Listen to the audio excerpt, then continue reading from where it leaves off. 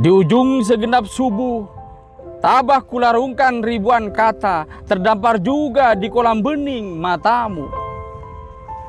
Lalu suaramu adalah sepoi angin, begitu husuk menghembuskan puisi di pucuk-pucuk doaku. Bila tiba waktunya nanti, ku genggam kembali tanganmu kekasih. Disaksikan sahabat podcast mahasiswa, jadi kita sekarang ini ada di Pantai Cumiang dan saya bersama seorang pelukis sekaligus penulis buku, namanya Pak Budi. ya, Pak Budi ini kita panas-panas Pak Budi. ya, Jadi kita kesini pertama karena Pak Budi ini merupakan seorang pelukis yang temanya Asli selalu Podemau juga, berputar tentang laut, Pak. tentang laut. Dan Jadi saya orang Podemau. ada apa dengan laut, Pak? Ya, jadi kenapa laut? Laut itu bagi saya selalu menyimpan sebuah misteri. Jadi memang ada nuansa keindahan di sana, tapi juga kadang-kadang juga ada timbul gelombang karena badai segala macam. Jadi miniatur katakanlah dari kehidupan yang juga kita alami itu kadang suka duka segala macam, sedih gembira itu ya seperti laut ya. Jadi kadang pasang, kadang surut, kadang ada badai, kadang begitu tenang, mempesona begitu. Terus yang kedua juga, saya ini memang anak pantai. Jadi bapak saya itu, saya itu kan lahir di perantauan, di Muncar, di kampung nelayan, di Muncar. Saya lahir di sana. Di sana terus itu. Jadi saya tidak jauh dari pantai. Bahkan waktu saya lahir katanya bapak saya masih nelayan waktu itu di laut. Baru pulang tahu sudah lahir sih, kata ibu saya seperti itu. Terus ketika kembali ke Madura, ya bapak saya tetap nelayan. Ya di sini juga, di daerah ini, di daerah barat ini, dulu ada Mahera sana, gudang Mahera. Waktu heboh-hebohnya itu tahun berapa itu? 19 berapa itu ada di sana. Terus bapak saya nelayan di sana. Saya sering dibawa ke laut waktu masih bocah remaja itu. Akhirnya lukisan-lukisan banyak bertema laut. Iya. Jadi apalagi kita sebagai insan Madura ya, putra Madura, menyadari betul bahwa Madura ini dikepung oleh laut, bahkan terapung di laut gitu. Katakan seperti itu. Tidak boleh tidak, dia tidak bisa mengelak kita bahwa laut itu sangat dekat dengan kita, aromanya, nuansanya segala macam. Seperti itu ya. Jadi laut itu sangat dekat. Saya sangat menyukai laut seperti itu. Jadi profesi melukis itu dimulai sejak kapan itu? Iya, kalau melukis ini kan bakat ya sebenarnya. Jadi bakat, bapak saya juga tahu itu. Jadi saya waktu SD sudah dibelikan media seperti cetak air, spidol itu dengan bapak saya. Ya. Didukung maksudnya? Didukung sudah. Jadi mungkin bapak saya juga pelukis itu sebenarnya. Cuma kan tidak waktu itu kan tidak ada wadah yang saya melihat bapak saya itu melukis di triplek gitu. Di rumah saya yang triplek itu dulu. Itu ada itu. Tapi sekarang nggak ada sudah. Saya lihat terus ya. Jadi didukung saya. Jadi waktu SD teman-teman saya belum menggunakan spidol, saya sudah dibelikan buku gambar. Di sekolah belum ada, saya dibelikan buku gambar sama bapak saya itu. Jadi pertama lukisan dijual, kalau ngelukisnya kan dari SD. Iya. Pertama lukisan dijual itu kapan? Mulai komersil ya, dikomersilkan seperti itu. Ketika sudah ini gabung dengan ketemu dengan teman-teman saya, sudah kuliah ke Surabaya sekalian. Waktu dulu IKIP Surabaya kan. Saya dulu itu kisahnya itu sudah tidak masuk akal ya, tidak mungkin saya bisa kuliah di Surabaya. Saya kata orang tua saya itu, kamu itu lulus dari SMA, punya ijazah SMA 2 saya. Itu sudah syukur saya, sujud syukur. Tapi tiba-tiba kamu mau kuliah. Dan saya PMDK dulu itu. Kalau sekarang apa ya? Senam PTN itu apa? Tanpa tes itu. Iya. Ya, jadi sama guru-guru BK saya diajak ke sana. Didaftarkan tahu diterima karena nilai rapor saya tinggi seni lukis itu. Ya sejak saat itu saya bertemu dengan banyak orang, sudah terbuka ini wawasan tentang keseni rupaan. Saya ketemu dengan dosen-dosen saya yang hebat segala macam. Dan sering tugas ada banyak tugas gambar segala macam, terus hunting segala macam, sampai pameran di Surabaya itu sama teman-teman segala macam. Jadi mahasiswa sudah pameran? Iya, sudah. Tahun berapa itu? Tahun 93 itu sudah jual lukisan? Sudah di kalau jual lukisan sih artinya ya di pameran itu termasuk juga ada yang job, ada yang mesen lukisan, lukis wajah segala macam seperti itu. Jadi ada yang laku waktu itu? Ya, sudah. Ya. Harga berapa waktu itu, Pak? Lukisan? Lupa sih waktu itu lupa, tapi lumayan lah untuk bayar kos itu lumayan. Kalau kosan itu cuma berapa dulu? 10.000, 15.000 mungkin. Oke. Dulu itu. Dan sampai sekarang tetap melukis? Ya, tetap sekarang melukis karena ya sudah bagian dari hidup, sudah bagian mendarah daging. Mau apa lagi sudah nggak bisa seperti itu. Jadi selain melukis juga menulis buku? Iya, menulis buku. Penyair? Ya. Kekasih, aku selalu mengenangmu kekasih, karena kau bernama kerinduan. Senja-senja yang melukiskan kemegahan jingga itu adalah isyarat kepak-kepak burung putih yang selalu kembali pulang ke sarang kesetiaan. Begitupun dengan gemuruh rinduku, selalu bergegas pulang hanya pada sebab rindumu.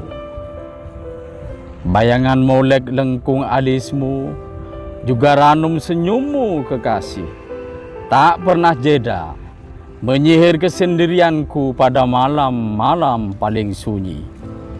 Aku terbangun dan belingsatan jiwaku mencarimu.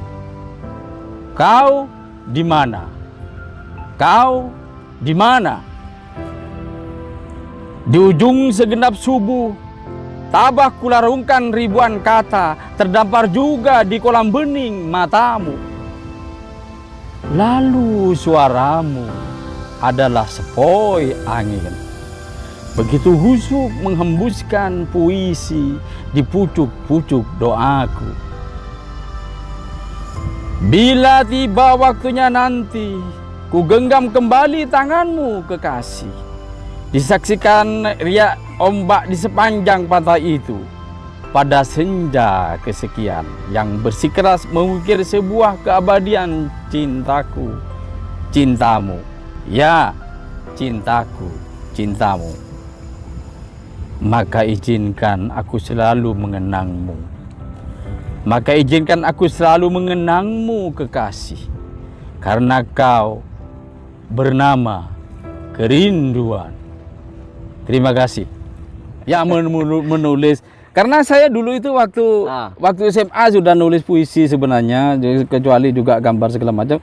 Sudah seperti itu, sering baca buku-buku angkatan 66 segala macam, punya Taufik Ismail itu sudah saya baca itu.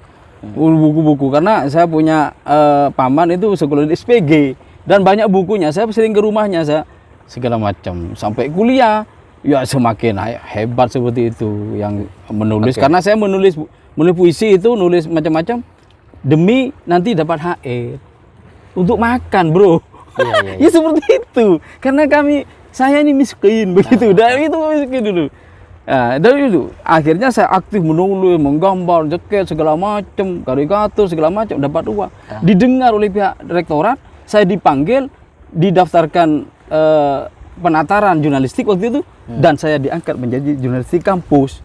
Dapat gaji sudah, wis gaya saya itu waktu itu. Jadi tujuannya untuk cari uang? Sebenarnya iya, ya, kecuali ada basic bakat, saya ingin membantu orang tua segala macam, ingin meninggikan.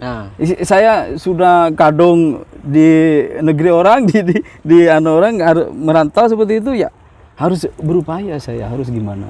Dan alhamdulillah saya eksis lah, katakanlah yang seperti itu juga eksis segala macam, ngirim ke koran-koran. Dan sekarang masih tetap eksis, walaupun usia sudah tidak muda lagi ya? Iya, ya sudah kepala 5 mungkin saya.